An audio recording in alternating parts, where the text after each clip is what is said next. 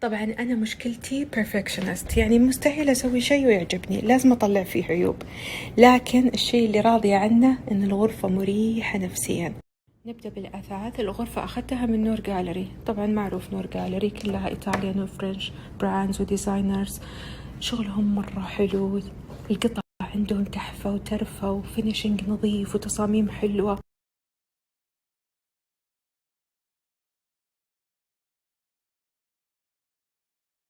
الجدران أخذته من انصيان، تعبت عشان أنسقه.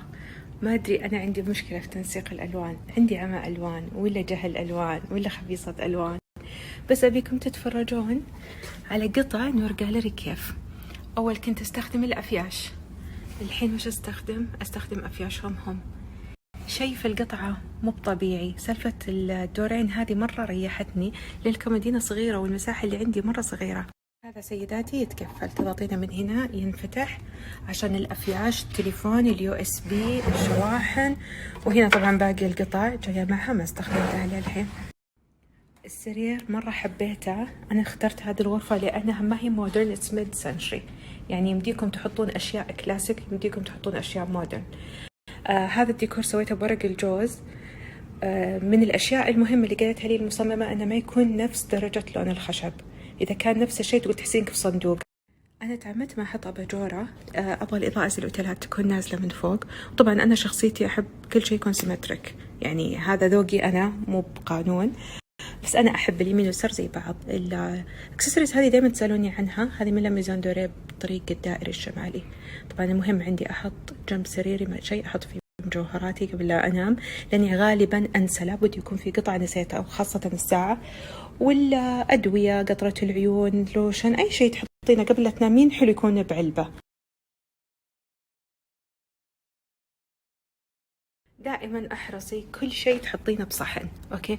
هذا مره يحافظ لك على الاثاث مده اطول وعمر اطول. هذا ورد ترى جايني وحطيته هنا عشان قبل لا اصور ديكور. لا، المكان كان فيه اللابتوب حق ركان، سوري الايباد. هذه المكتبه كانت موجوده عند نور جاليري وخلصت، وانهبلت. طبعا انا من النوع اللي اجل وبعدين اذا انباع الشيء يضيق صدري. جت المهندسه الله يجزاها خير وفصلت لي اياها، لكن للامانه الشكل حلو، لكن فينيشنج لما يجيك شيء غير ورشه ما يقارن، يطقطق.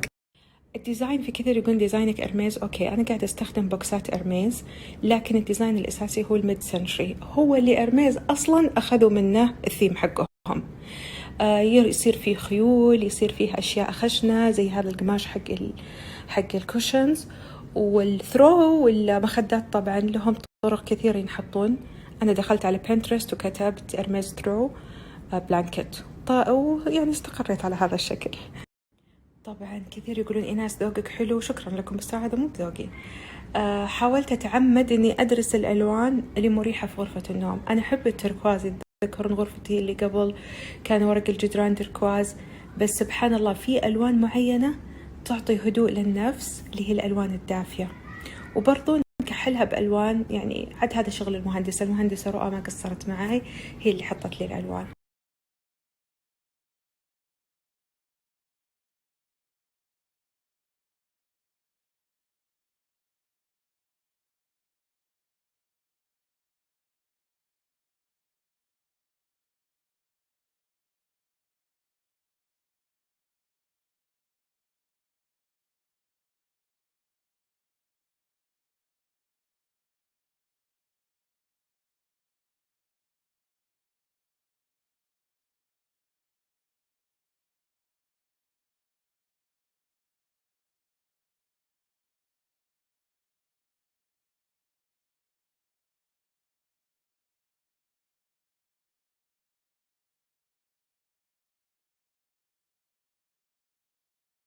تصدقون أكثر الأشياء هنا جتني هدايا.